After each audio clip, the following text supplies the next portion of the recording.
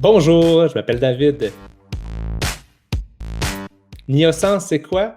On sauve les arrêts inutiles au feu de circulation pour les camions lourds. Dans le cadre de votre startup, pourquoi est-ce que vous utilisez l'intelligence artificielle? Pourquoi notamment le deep learning? En quoi est-ce que ça vous sert? Pour une entreprise, dans le fond technologique, il faut s'assurer que est-ce que ça peut nous servir l'intelligence artificielle. Puis dans notre cas, en ce moment, ce qu'on utilise, dans le fond, c'est un modèle mathématique pour prédire quand est-ce que le véhicule va être à l'intersection, mais c'est de la façon simple. Ça fonctionne, mais c'est rudimentaire. Donc, c'est là qu'on s'est dit, peut-être que justement, avec l'intelligence artificielle, on va être capable de prendre toutes les variables qu'il y a autour de son environnement et après ça, nous aider justement à avoir la meilleure performance au fait de circulation qui va dégager des meilleures réductions des GS. Et pourquoi est-ce que c'est important pour un fondateur d'assister à des cours comme l'école d'apprentissage profond du Mila et d'Ivado? C'est d'avoir la base pour permettre à l'entreprise, dont Niosens, d'avoir les connaissances minimales, justement, pour avoir le bon langage en intelligence artificielle. Aller juste remplir un formulaire pour une demande d'emploi, si je ne sais pas quoi que c'est l'intelligence artificielle, si je ne suis pas capable d'avoir ce langage-là, comment que je vais écrire une demande d'emploi, une offre d'emploi, puis après ça, comment que je vais évaluer la personne?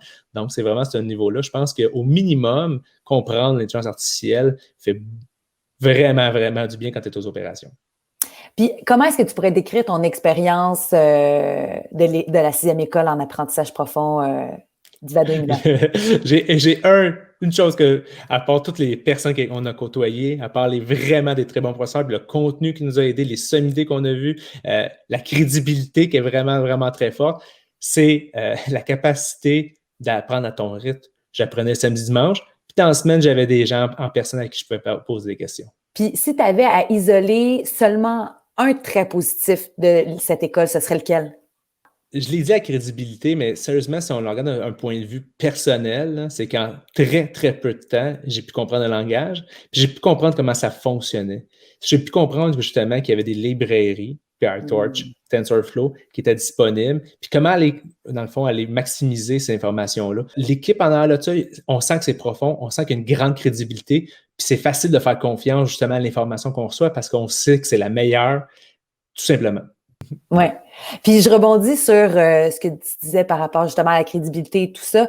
C'est vrai qu'à Montréal, au Québec de manière générale, on a la chance d'avoir un réseau de soutien pour tout ce qui est start-up et start-up qui veulent développer l'intelligence artificielle. Toi, c'est quoi ton expérience de cet écosystème-là riche au Québec? Que tu sens que tu es sur une plaque tournante qui est vraiment forte. Tu sais, dans le monde, on est regardé avec une certaine, je pense, une appréciation assez forte justement de notre capacité qu'on a au Québec, au Canada, de développer des nouvelles solutions, des nouvelles approches.